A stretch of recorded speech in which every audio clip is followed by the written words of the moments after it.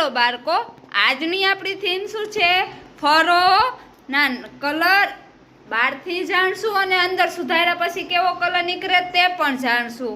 Okay, તો ચાલો લાઈનમાં આપણે શરૂ કરીએ. ચાલો કેવલભાઈ, તમારી પાસે શું છે?